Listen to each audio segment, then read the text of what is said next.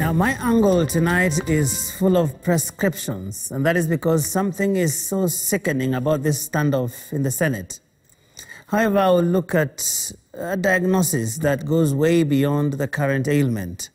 You see, the Senate is currently deadlocked about 316.5 billion shillings or thereabouts in a 3 trillion shilling budget economy.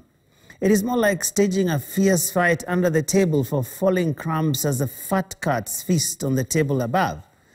I know I'm perhaps oversimplifying a very complex issue, but there is no doubt that we must, for a moment, shift our focus from the rumble under the table to the big elephant in the room. Are counties really getting their fair share of the revenue that is due to them? There are as many answers to this question as there are experts, economists, governors, and all kinds of mandarins. But a few facts are undeniable. The first one is that when we devolved, we did not think seriously about how much it would truly cost to provide any of the functions that were devolved. We sort of relied on what had historically been spent on some of the functions with all the imperfections and the inequalities thereof. Because today, can we truly say we know how much it costs to provide healthcare to one Kenyan living in Ileret in Marsabit County or Mukuru Kwanjenga in Nairobi County? If so, do we really allocate that money accordingly? Now, the second undeniable fact is that the national government has been less than honest in the determination of what is available to be shared. According to the various documents, that shareable revenue has been increasing over the years, yet the amount actually being allocated to counties has been increasing, but only marginally. And this year, it actually seems to have stagnated.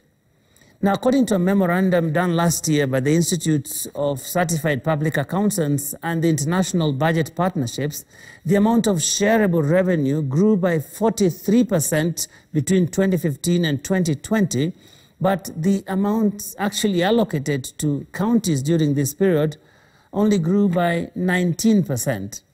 Listen to that, 43% growth in shareable revenue, but only 19% growth in what is actually allocated to the counties. Folks, that is what crumbs look like. And this is because the Treasury uses some hazy arguments around the concept of inflation instead of the actual revenue available to be shared. The economists would, of course, have even more to say about that, but my point is made. The third undeniable fact is that the National Assembly is letting counties down, big time. You see, the law requires that the revenue available for sharing between the two levels of government be based on the most recent audited accounts. But these accounts first have to be approved by the National Assembly. Now, as it stands now, the most recent approved audited accounts are from 2016-2017 financial year. This, of course, is ridiculous because this Parliament has in its possession the more recent 2017-2018 accounts from the Office of the Auditor General, but they're yet to be approved. Would you believe it? My question is this: just what does it take for the National Assembly to simply approve audited accounts?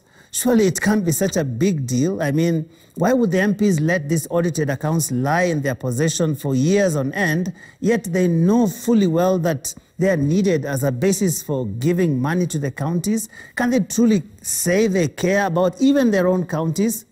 Again, my point is made. Now to the prescriptions. One, we must go back to the drawing board and ask ourselves just how much each of the devolved functions really cost and allocate the money accordingly. After all, don't they save funds for all of functions? Two, the national government must begin using the actual revenue available for sharing instead of hiding behind woolly concepts around inflation and other pretexts. And while at it, can they just tame their appetite for borrowing so that there is at least a bit more to be shared? Three, the National Assembly should just get to work and look at those audited accounts, approve them, and let the counties get their fair share of the cake. For that is what the doctor ordered for devolution, and that also is my angle tonight.